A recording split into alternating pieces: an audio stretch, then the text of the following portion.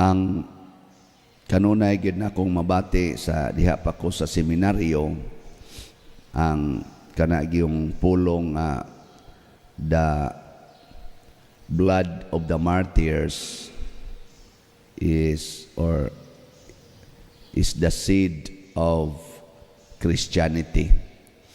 Ang liso nga gitanom nga nisabwag sa tibuok kalibutan mao ang dugo sa mga martyrs. Ngunang ang ato gidi ang calling mao gyud ang pagpakamatay para sa pagtuo. Sawan, anda mo dili. Mao na hilom kay ta basta kana na hisgutan. Naay ning kuan ako, naay nagsigig text nako nga pader, purtim pata na akong tabang sa akong pamilya, purtim pata na akong binuutan nya nagsangyaw manunta ko nila sa pulong sa Ginoo. Nganong ila naman noong kong dauton, ila naman noong kong gisalikway. Muna ito mga reklamo. Napay ni reklamo na ako nga na ako no'y ilang grupo sa mga kabos nga nangita og kapuy-an. So siya gay nagningkamot nga maka-avail aning mga nabang mga programas gobyerno ba nga maka-avail ka ng mga low-cost housing. Duha ka tuig yun ko niyang kumbati nga para yun maka-avail sila anak. Daghan kay sila. Nga siya ragi naglihok, matod pa niya. Ang resulta, pag lusot na sa maong proyekto, siya mo'y wa maapil sa makatag-iyag balay. Siya ay nag-process, siya na no'y wa maapil. Kaya gimaniobra ko nung sa ubang mga membro na naglagot niya. Wara ba siya tabangi panahon sa process, sa diha ng pag-award na, siya na no'y wa ma-award eh. Kamu ingon na, okay na ninyo. Ingon din siya, pader, tabangi kog ampo nga mausab unta ang ilang huna-huna. Niya ako da yung gitubag kuwang pana patyon yung kanila. Mo ginay sangkuan. Pariyagon ni Esteban, gibutang mong gay dire. Si Esteban, sa to sa atong unang pagbasa, si Esteban puno sa grasya ug sa gahom. Sinang kana? Full of grace, murag si Mama Mary, full of grace and power. Pero tanawa unsay gibuhat sa mga tao, gipatay. Kana bang binata angayang mo claim nga angayan tang taghuron, angayan tang respetuhan. Samot na gyud na atay mga sala. Nya magmahay-mahay patas Ginoo. No. So isip di ay tinuod nga Kristiyano, ang ato gyung number 1 nga kalipay kana gyung patyon tas atong pagtuo. At patyon ta tungod kay mituo tas Ginoo. Patyon ta tungod kay nagbinuotan ta. Kana mo'y pinakanindot gyud. Kinsa ninyo dinhi ang nahigugmaan ng klasiha sa sitwasyon. Taas ko nung kamot. Puros-puros, tabuangon din eh. Muna, ang ato gyrong Christianity, dili na gitawag na to genuine. Ang atong Christianity, unsa man siya, gitawag na ron na siya sa philosophy og pragmatic Christianity. Unsa man ang pragmatic? Nga bang pili-pili lang sa pabor. Kristiyano ko, basta ingon ani. Dinasad ko Kristiyano, basta dili ingon ani. Magpili lang ka ba? Sa ganahan lang. Kung ang Christianity nagdiman og kasal, nya ganahan man lang migpuyo-puyo, civil marriage, adi kumtuman. Kung ang Christianity manghatag og healing, sama nang moadto kag mga healing centers dinis atong kalibutan, Lourdes, Fatima, nga apil pagay na to diha, local na to din mga Santo Niño, Lirigla, sa Simala, San Vicente sa Pitalo, San Vicente sa Bugo, way labot ang San Vicente sa Iloan. Adto nga to magpunsisok, basta healing gani, ako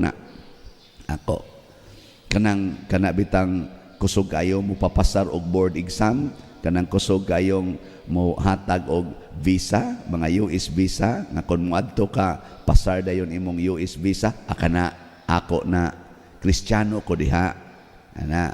Pero ingno na gani kung pag-antos, likay ng sala, ayaw mo pag premarital sex, ayaw mo paggamit anang pills, ayaw mo pagpalaygit, ayaw mo pagkolor anang inyong buhok, ayaw mo pagsigpatato, ayaw mo pagsigig badlis anang inyong kilay, di na maong.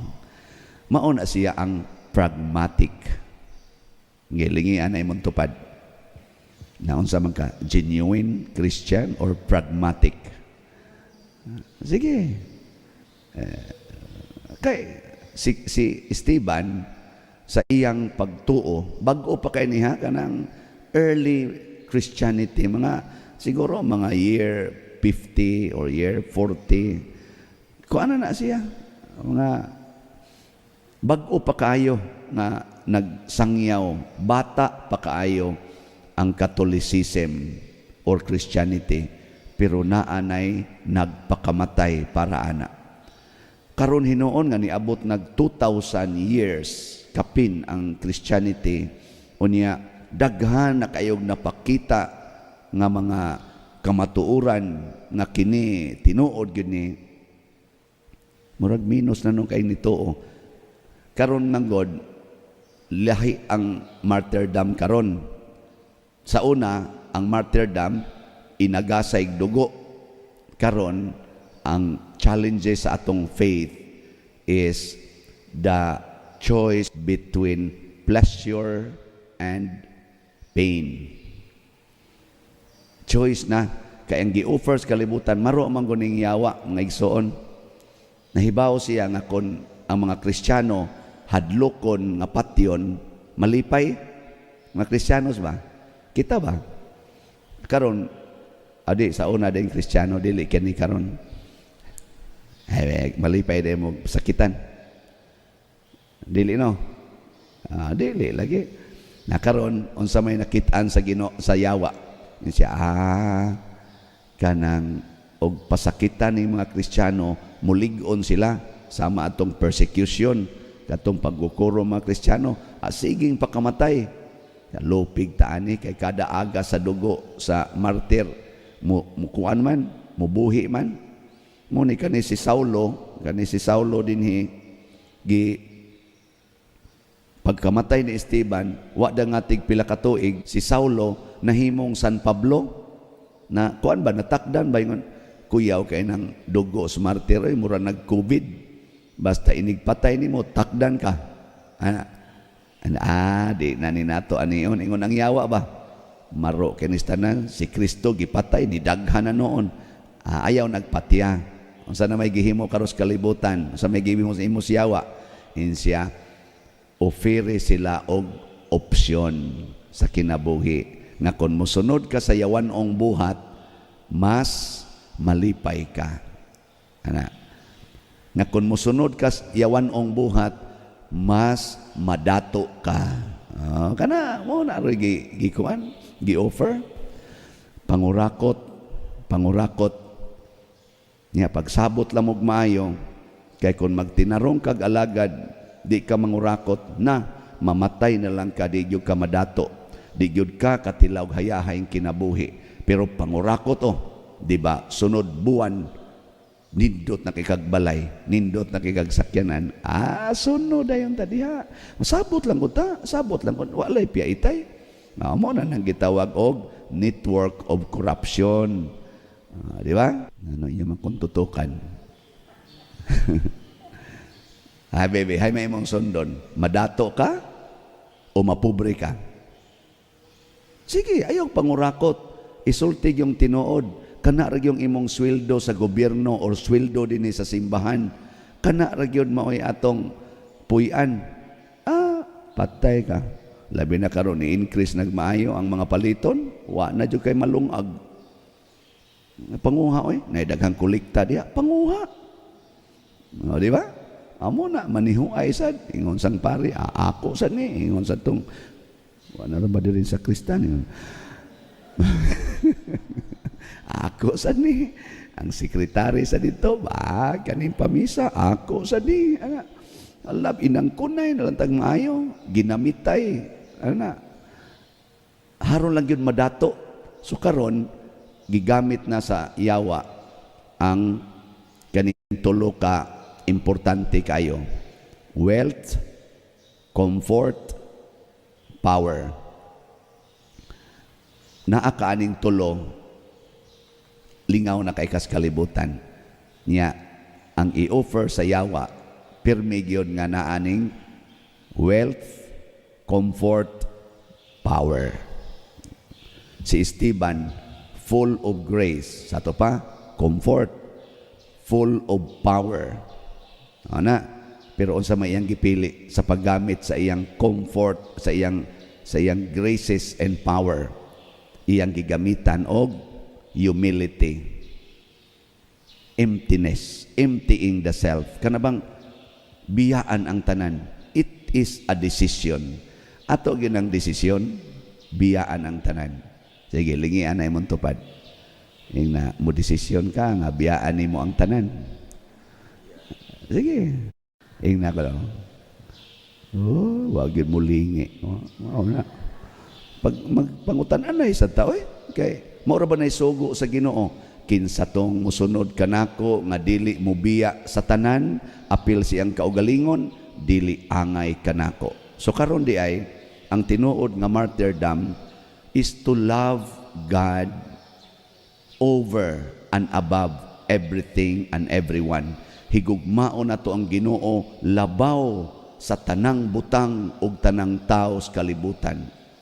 Pananglitan imong bana, kulatahon ka, higugmaa ang Ginoo nga nag-ingon pagpakamatay para sa imong bana. O kana, di jud ka mubuwag. Bisan pag-ingnon ka sa imong bana, pahawa na diring animalakab, ihog pa ka ngadtos hagdanan or sa inyong pultahan, ilabay ka ngadtos gawas, balik yung sod. Aron putlan yung kasliog dito sulod. Ingnagid siya, dong mas nahigugma kos Ginoo kay kanimo.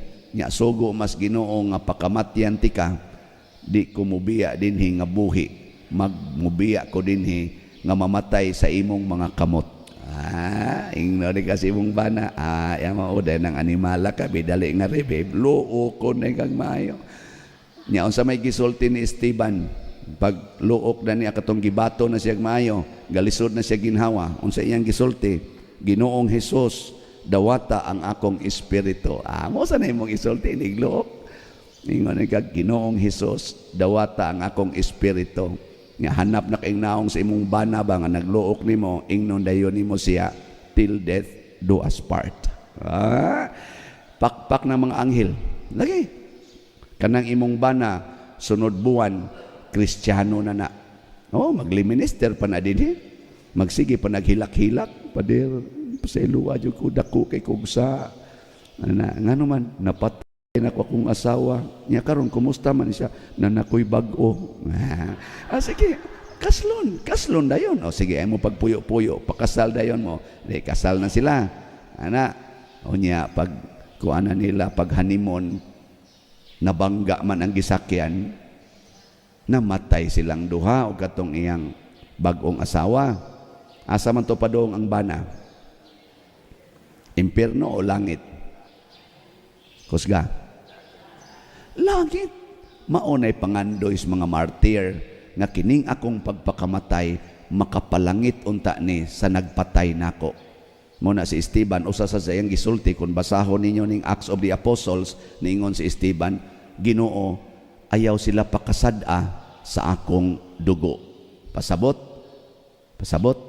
luwasa in taon sila niining dako nilang sala nga nabuhat. Nindota no? Kita day mo si imong bana dito. Mag-holding hands pa mo, kuyog sa iyang bagong asawa. Kaya nalangit man sa to. Kaya nagpakasal man. Di ba? Yun na nindog na ta.